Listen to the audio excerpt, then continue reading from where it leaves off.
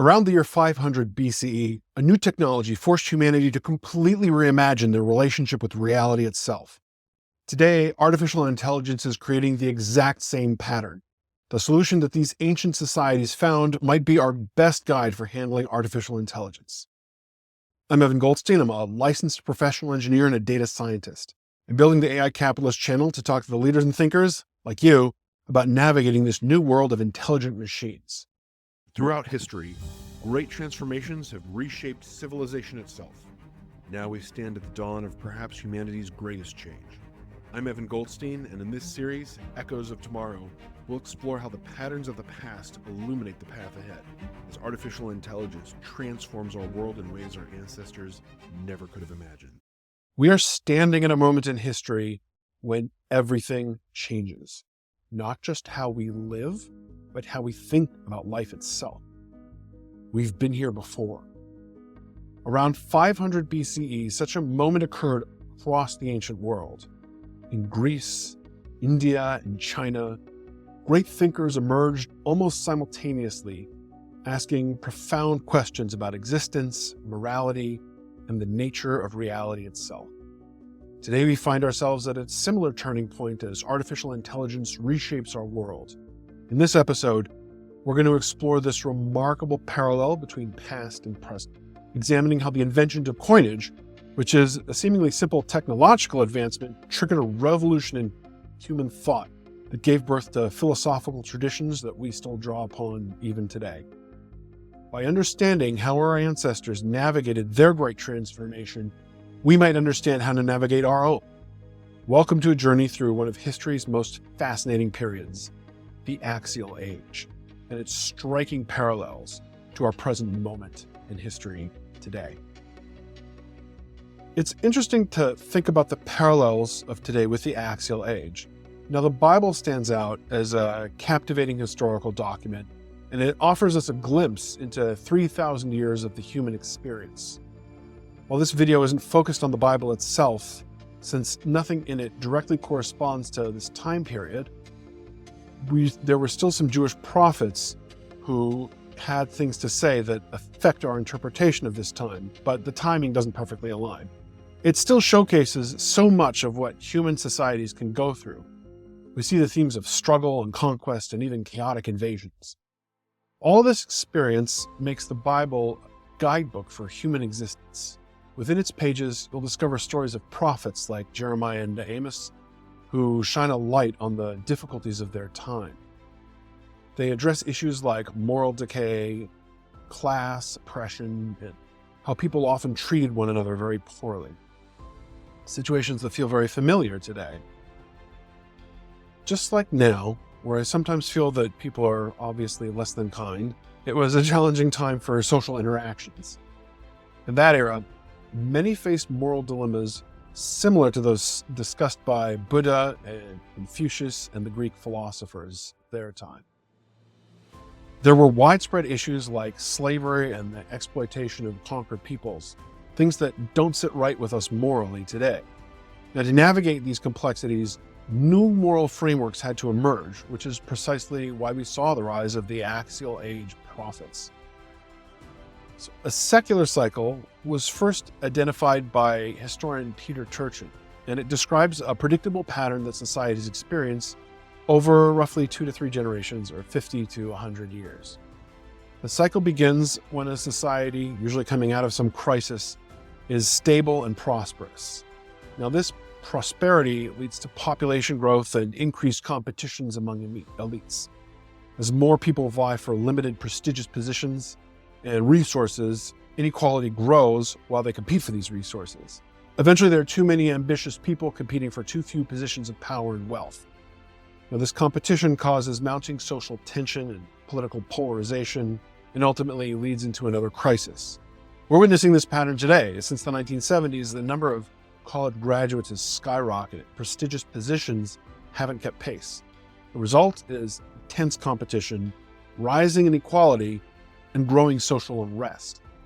The 2008 financial crisis, the political polarization, and the recent protests all point to what Turchin calls elite overproduction. Too many qualified people are competing for a limited, high-status positions that just aren't there. So Solon, an Athenian leader from around 600 BCE, whose story very eerily mirrors our modern struggles in Athens, was experiencing what we now call a debt crisis. Poor farmers were borrowing money just to survive, using themselves, their own bodies, as collateral.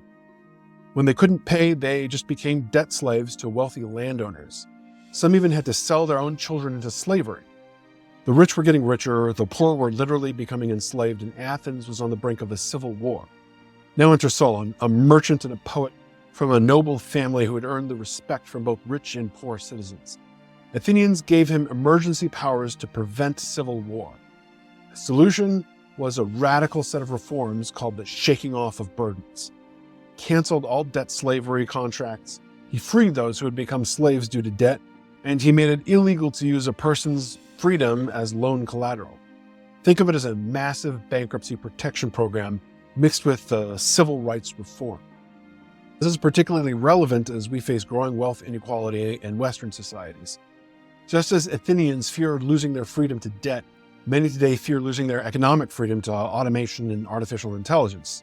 Solon's reforms reveal a crucial lesson. Sometimes preventing societal collapse requires bold changes to the rules that govern wealth and power.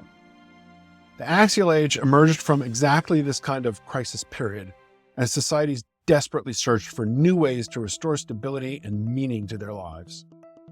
Today's challenges with AI arrive at a similar moment of peak inequality and social tension.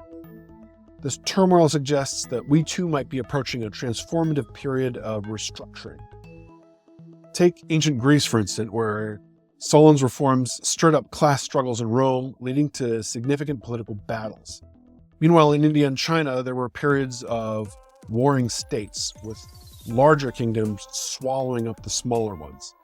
The Axial Age emerged as people recognized this social turmoil and thought that they really need to sort out this to prevent their society from falling apart again. It's fascinating how modern history often overlooks this idea because we tend to view human nature in a mechanical way. But just like physical issues, societies can also encounter spiritual and moral challenges during their journey.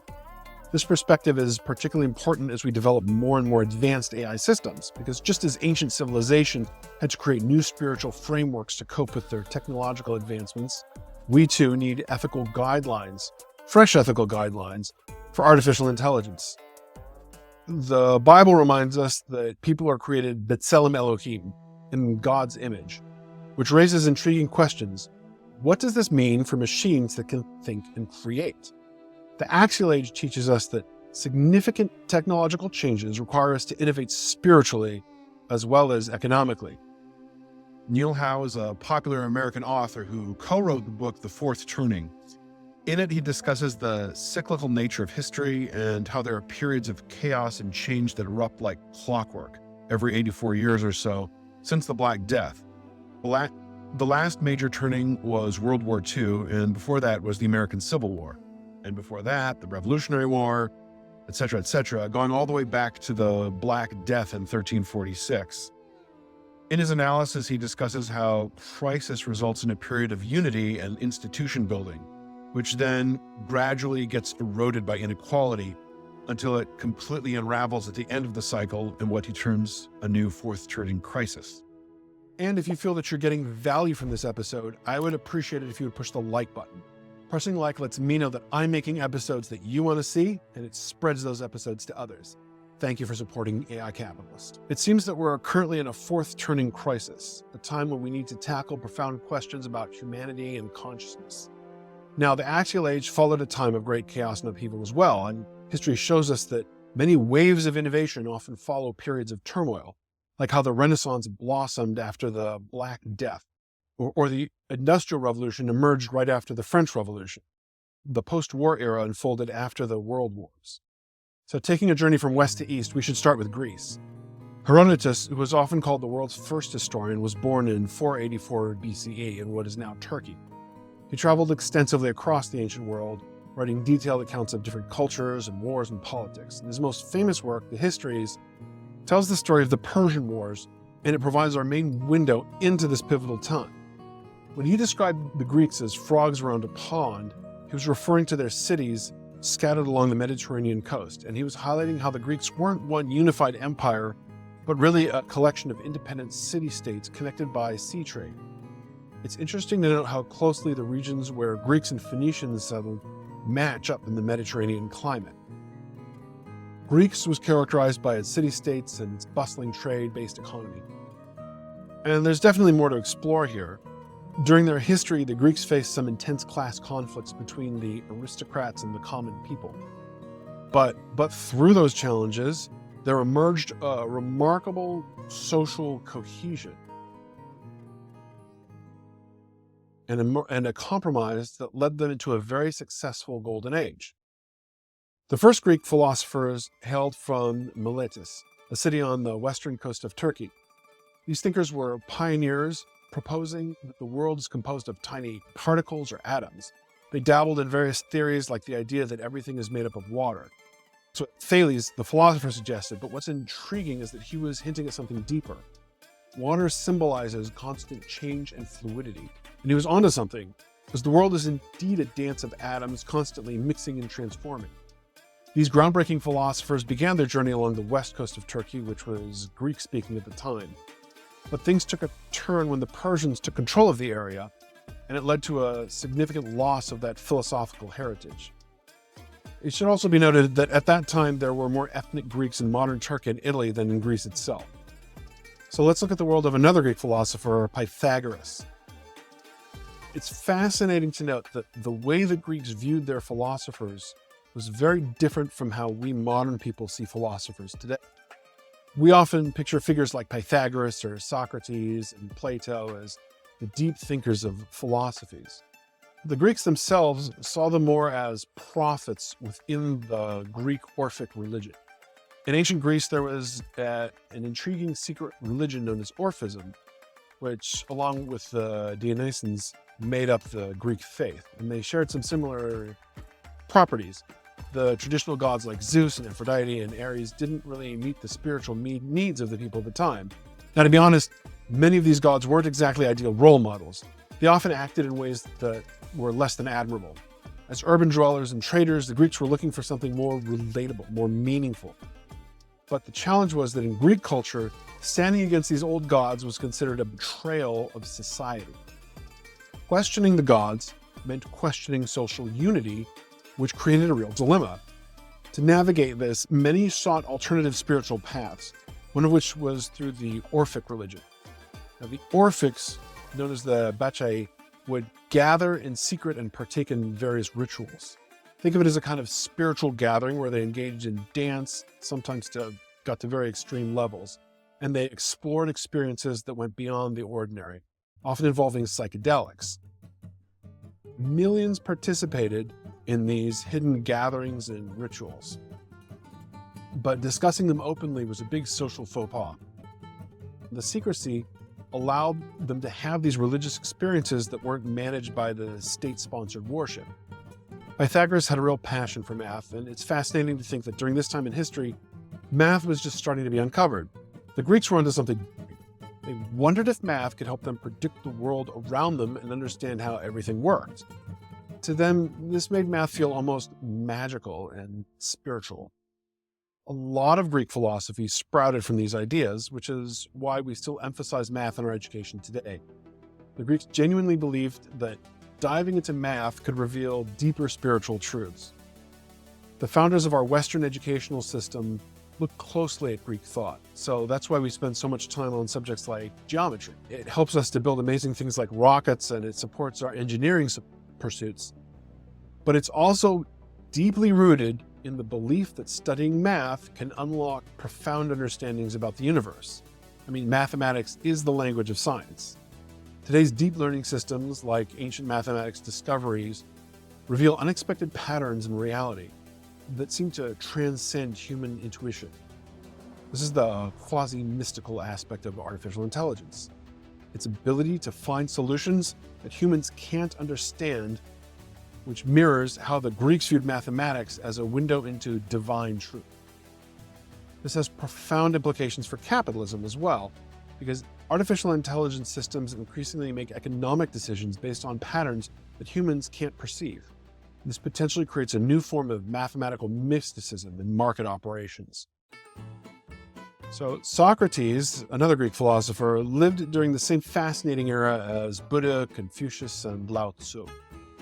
I imagine him wandering around Athens, perhaps with a stonemason's tool in hand, stopping to engage people with thought-provoking questions. He earned the nickname the Gadfly because he had a knack for buzzing around and poking at people's thoughts, which could be a little bit annoying. Unfortunately, his curiosity about traditional morality led to his conviction for corrupting the youth. But let's take a moment to appreciate Socrates' spirited approach to life. He bravely served in battles, and then he dedicated himself to asking questions that challenged societal norms. Picture a young man who is considering reporting his father for a serious crime. Socrates stepped into this situation asking, "Is it really right for you to do that to your own father?" His relentless questioning was all about dissecting people's logic. And in a way, he set the stage for modern logic as we know it today. When the time came for his trial in Athens, Socrates' friends offered to help him escape, but he chose to face his fate courageously.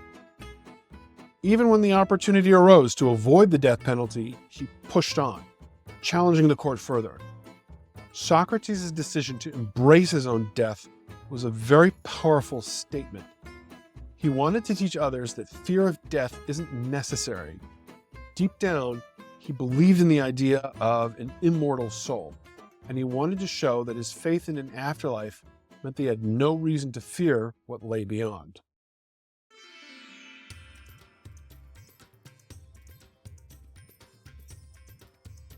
Around this period, India was embracing coinage and experiencing its own unique warring states era, which featured various kingdoms like Magadha and Maryam. While the North Indian plain was bustling with these kingdoms, the South remained more tribal and closely knit. India was also on a journey of urbanization, with a vibrant mix of religions emerging during this time. It was a fascinating moment, not just in India, but across Europe and China as well, where philosophical questioning was in full swing. You could find ideas like cynicism, the belief that nothing really matters, nihilism, a more intense form of cynicism, and rationalization, making sense of life through reason and materialism. And then there's idealism, the belief that reality is based on concepts. And monotheism, the idea of one God, polytheism, worshiping multiple gods, anarchism, advocating for a society without state authority, plus many more. There were about 20 different philosophical schools in India at the time. Philosophy often comes into play when religion is unable to keep up with the changes that are tearing through society. One of the first new philosophies was Jainism. Even though there's only a couple of million Jains left in the world today, that's just a small fraction considering India's population of 1 billion. Jainism believes in a beautiful principle: to avoid harming any living being, promoting a deep respect for all life. Jains often wear masks to prevent harming tiny insects. They sweep their homes to protect the little creatures, and they follow a strict vegetarian diet. As a result, they've built a prosperous merchant class in India, contributing significantly to the economy while holding true to their values. Buddhism represents a fascinating narrative featuring the Buddha, who was born as the son of a prince in present-day Nepal. According to legend, his father confined him to within the palace walls, shielding him from the realities of the outside world. This isolation stemmed from a prophecy predicting that Buddha would grow to become a formidable conqueror, and his father feared for his safety. India's historical records are scant prior to 1000 AD, which leads to a blend of mythology and history in these tales, and it makes it challenging to discern factual events from allegory. Eventually, Buddha encountered profound suffering in the world when he witnessed an elderly man and a sick person, which ignited his desire to understand and address the nature of suffering itself. Choosing to abandon his royal life, he retreated into the wilderness to meditate. During this period, he attempted extreme ascetic practices, a reflection of a religious tradition that embraced rigorous self-denial. Now, think of those who have spent years in isolation, or even one man who held his arm aloft for 5 decades without lowering it. However, Buddha soon recognized that such measures didn't lead to enlightenment. He experienced a transformative insight beneath a banyan tree when he realized that true happiness arises from detachment. He taught that attachment breeds desire. It is this very desire that lies at the heart of suffering. The key was to relinquish desire to attain a state of contentment and peace. One of Buddha's most powerful teachings about desire and suffering came from the events he witnessed firsthand in the kingdom of Magadha. King Bimbisara, who ruled the great city of Rajagriha, was known as a wise and innovative leader, and he transformed his kingdom's economy by introducing standard silver coins called karshapanas, replacing the old system of trading metal pieces by weight. This new currency made trade easier and helped Magadha grow into one of the great cities of ancient India. Bimbisara was also one of Buddha's earliest royal supporters, and he often sought him out for wisdom. But the king's story took a dark turn when his son, Prince Ajatasattu, became consumed by desire for power. Convinced by enemies of his father that he shouldn't have to wait to inherit the throne, he imprisoned his father in a dark cell and slowly starved him to death. The prince's actions shocked the kingdom. Murdering one's father was considered one of the worst possible crimes in ancient Indian society. Buddha used this tragic story to teach about how desire and attachment lead to suffering. Here was a son so attached to the idea of power that he killed his own father. A king who had brought prosperity to his people through technological innovation had destroyed the very wealth and power he created. Now today, as we witness the growing power of artificial intelligence, this ancient tale raises uncomfortable questions. Could our creation of increasingly powerful AI systems lead to similar conflicts? Between those who control these systems and those who don't, there's growing inequality and an imbalance of power. How do we prevent the desire for technological power from consuming us just as it had consumed people of the ancient world? The evolution of the Indian religion, Buddhism, grew into a major religion over the course of several centuries, particularly during the fascinating area of the Mauryan Empire in India. When the Mauryans eventually disintegrated, it became clear that Buddha was responding to the challenges posed by the older religions, which had started to feel stagnant and corrupt. The priests of these religions began to act as if they had dominion over God, relying heavily on elaborate rituals that seemed to overshadow the true sense of spirituality. During this time in Indian history, the role of kings shifted. Rather than focusing on governance or military matters, their priority often became orchestrating grand, costly religious ceremonies, sometimes dedicating years to gather horses for sacrifice rituals. This led to the perception that religious was becoming frivolous. However, Buddhism's rise sparked a healthy competition, encouraging the older religious establishments to refine their practices. Many concepts from Buddhism, such as the pursuit of enlightenment, detachment from desires, and the importance of moral growth, began to influence the traditional religions. This interplay eventually contributed to the emergence of Hinduism. The relationship between Buddhism and Hinduism was complicated. Buddhism sought to challenge the old gods, prompting a response that redefined those very deities in line with Buddhist ideals, ultimately leading to Buddhism's decline in India. It faced difficulties in gaining a permanent foothold because, for both peasants and nobility, the idea of simply detaching from suffering didn't really resonate. For the common people, the struggle for survival was paramount. Hunger and the well-being of their families came first.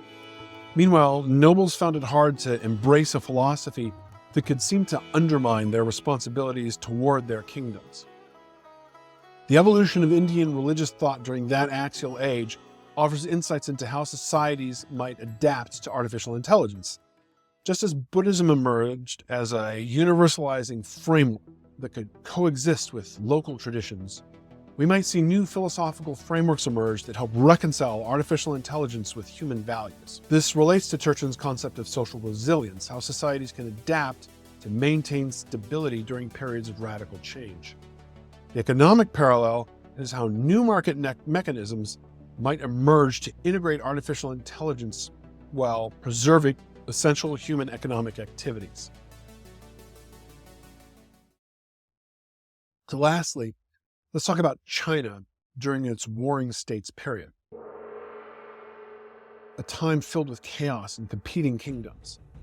Amidst the turmoil, two remarkable philosophers emerged whose teachings have stood the test of time: Confucius and Lao Tzu.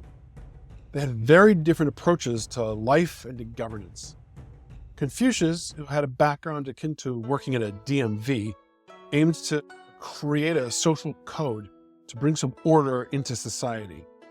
He had dreams of becoming a political advisor to kings, but those plans didn't really pan out. Many of these influential figures weren't very well known during their own lifetimes. He believed that social harmony relied on mutual respect, loyalty, and compassion, especially between different social ranks. For instance, if someone was in a lower position, think of a son under a father, or of a soldier serving under a general, they were expected to offer complete loyalty to their leaders, who in return would look after them. Confucius thought that the foundation of human civilization was rooted in family relationships. He suggested that if we strengthen family ties, everything else in society would just fall into place.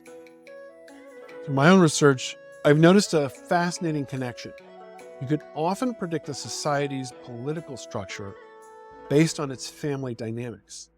If you understood the authority of a father and what authority he holds in a society, it can give you an insight into the authority of the government as well. So this brings us to Fan Li, one of ancient China's most fascinating figures who lived during this pivotal time.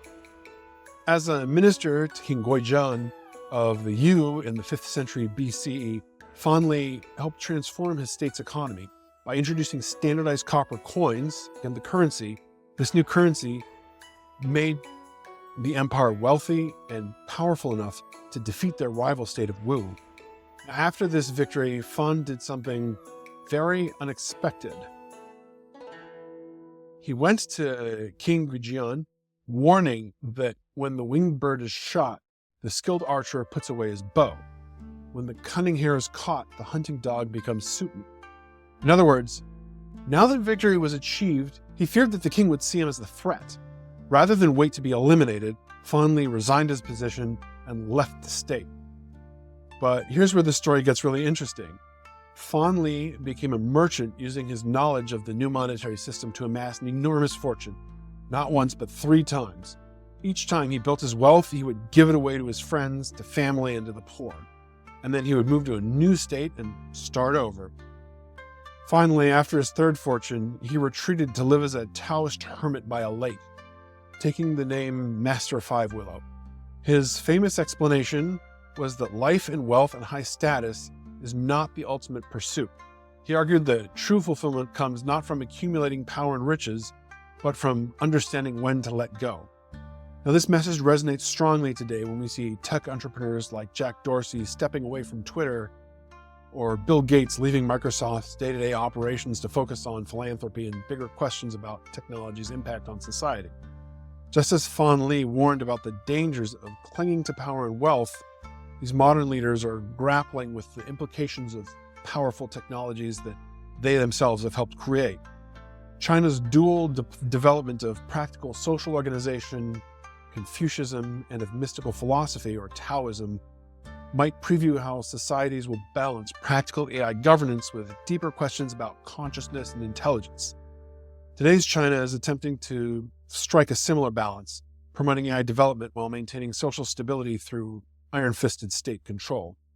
This tension between technological dynamism and social order is central to modern capitalism's challenges with artificial intelligence, particularly in managing the pace of creative destruction. The Axial Age established a concept of cosmic order. You sacrifice your personal life to achieve the cosmic order.